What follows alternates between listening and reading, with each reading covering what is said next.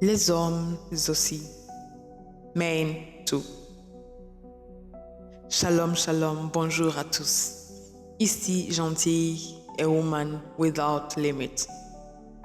Aujourd'hui, on va parler d'un invité surprise qui s'incruste souvent dans nos vies sans prévenir.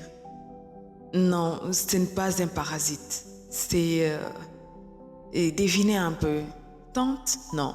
Tonton, non. Belle-mère, non. Belle-sœur, pas du tout. Oh là là, loin de ma réponse. Eh ben, le parasite ici, c'est votre ex. Oui, celui qui squatte votre lit conjugal sans même payer de loyer. Prête à en rire, mais surtout à en parler sérieusement, n'est-ce pas? Allons-y. Ici, je vous donne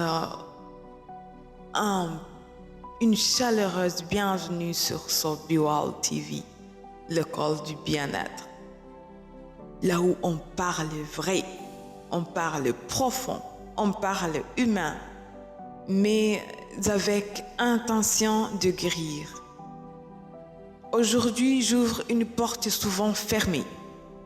Vous savez, on dit tout au salon, mais quand on arrive dans le lit conjugal, tout devient tabou. Alors, je vais percer l'abcès de la comparaison amoureuse. Ce podcast est un plaidoyer, un cri doux mais ferme, pour défendre le cœur des hommes oubliés. Tu veux deviner le titre? Non, ne te fatigue pas. Ici, je parle bien de ton ex dans ton lit conjugal. Appelons ça par son nom. Restez avec moi. Vous allez comprendre pourquoi il est temps de mettre des mots sur ce malaise silencieux. Tu vois, souvent, on pense que c'est un truc de femme, ce genre de réflexion. Mais non, je te promets, ça touche les hommes bien plus qu'on ne le croit. Et quand ça arrive, ça fait mal, même si personne n'en parle. Ça fait du bruit, mais à l'intérieur. Pour comprendre cela, je vais te dire un témoignage vivant. Je vais le lire tel qu'il est. Bien sûr, les noms anonymes. Je m'appelle X. J'ai 35 ans, 4 enfants, mariée depuis 10 ans. Mon mari, c'est quelqu'un de bien. Il est patient, drôle, il m'écoute. Il est souvent là. Et pourtant, parfois, je le regarde et je sens l'odeur.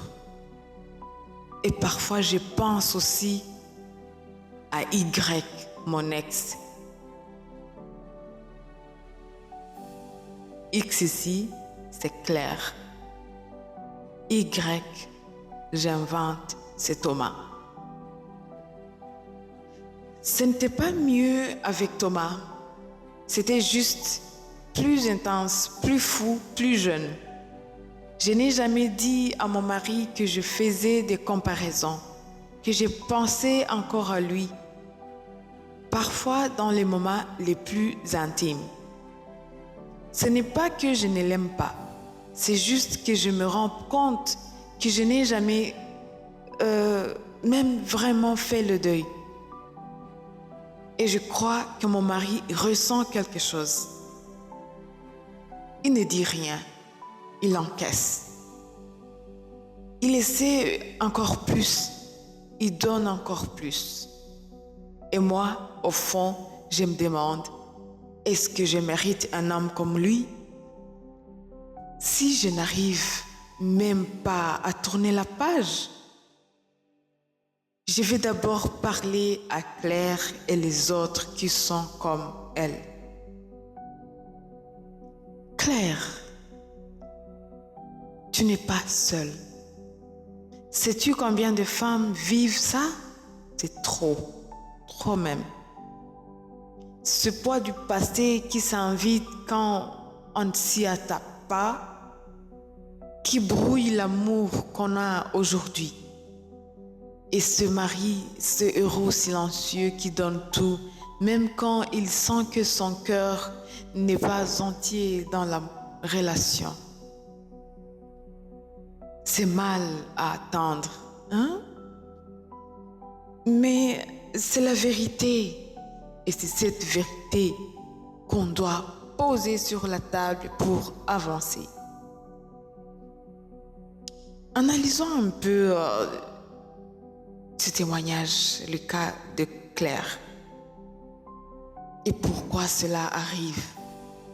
Ce que Claire traverse n'est pas rare, mais ce qui est rare, c'est le courage de l'avouer. Et encore plus rare, le respect qu'on doit aux hommes pris dans ce genre de silence. Sur ce sujet, j'ai fait un sondage auprès des femmes sur comment et quand leur ex revient dans leurs pensées. Après analyse, beaucoup de femmes entrent dans un nouveau couple sans avoir guéri l'ancien. Normalement, pour toutes sortes de séparations, il faut une période de deuil. Mais aveuglement, ils avancent, mais l'ex reste dans leur mémoire émotionnelle. Il devient une référence parfois idéalisée. Et sans s'en rendre compte, elle s'installe avec ou dans un autre homme dans la comparaison. Mais ce qu'on oublie, c'est qu'un mari n'est pas là pour réparer ce que l'ex a cassé. Il n'est pas là pour être meilleur que l'autre. Il est là pour être aimé, respecté, accueilli tel qu'il est. Et quand on le compare, même silencieusement, on lui retire ce droit.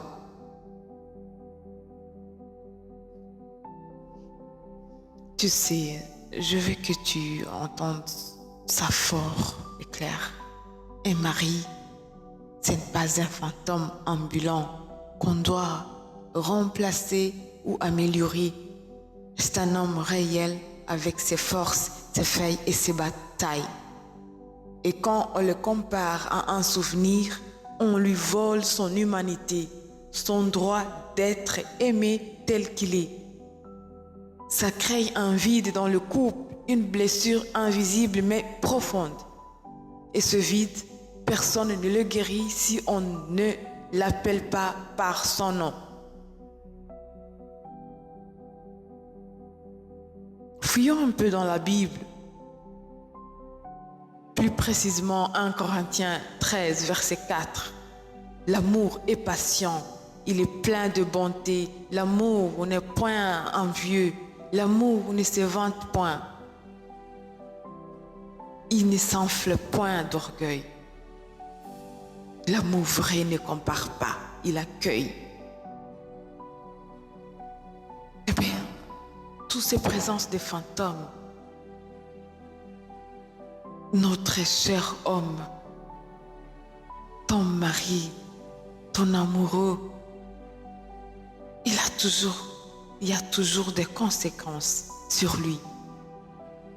Je veux te dire qu'un homme sent qu'il est en concurrence avec un fantôme.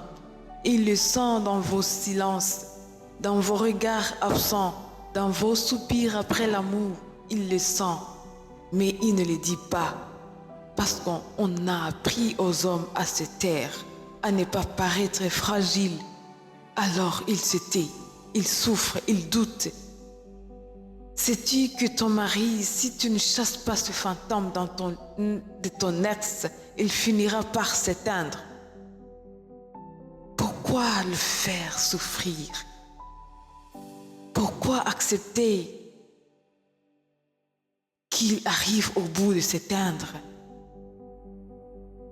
Mais il finira par s'éteindre, pas parce qu'il n'aime plus, mais parce qu'il ne se sent plus choisi.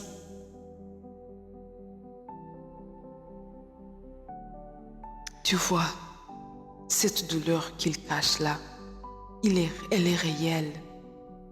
Là où l'on croit que l'homme est fort, il y a parfois un désert d'amour qu'il cache derrière un masque.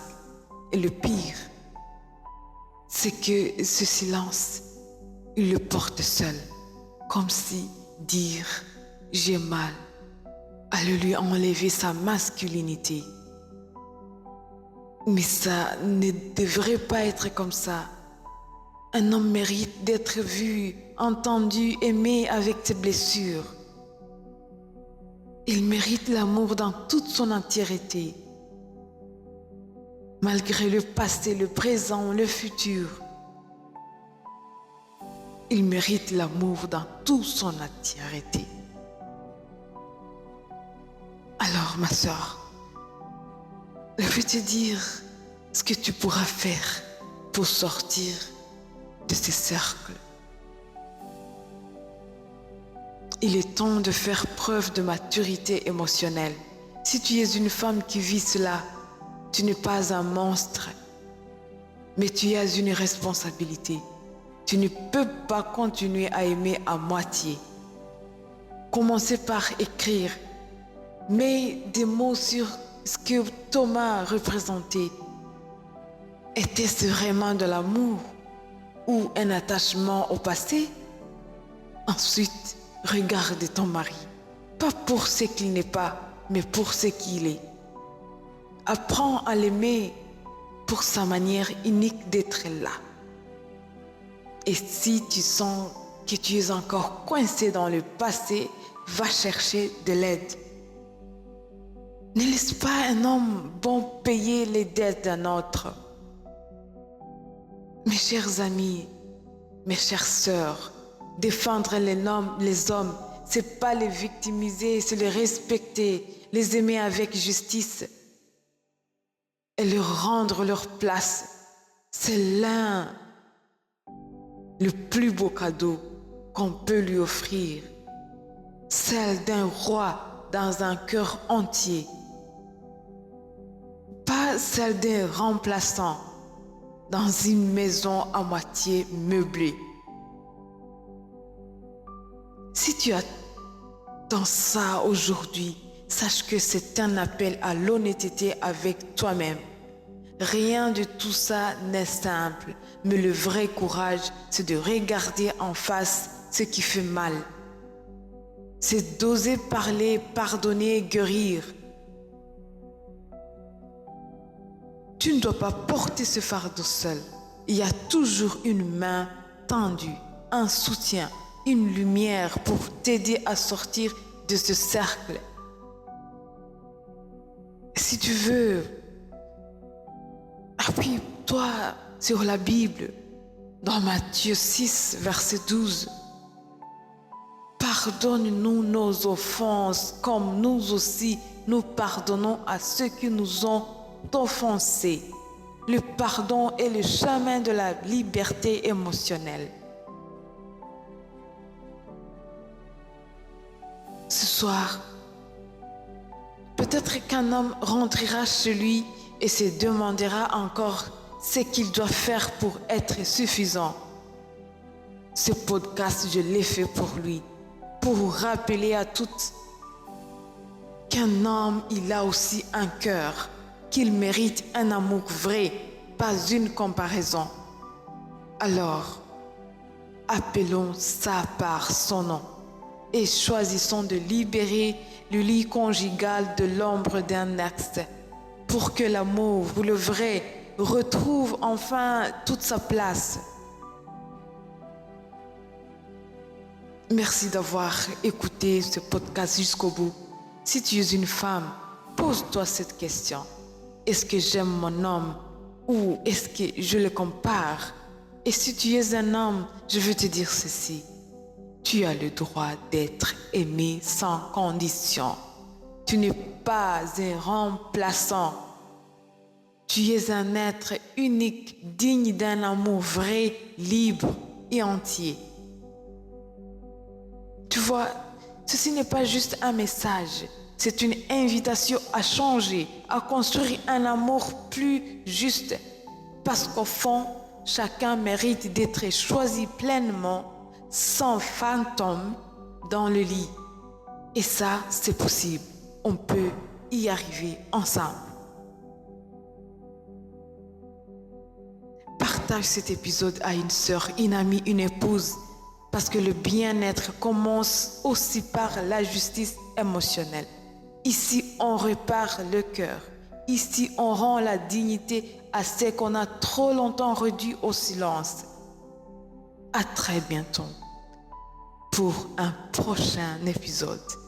Je suis gentille, a woman without limit, votre conseillère holistique. À très bientôt. Shalom.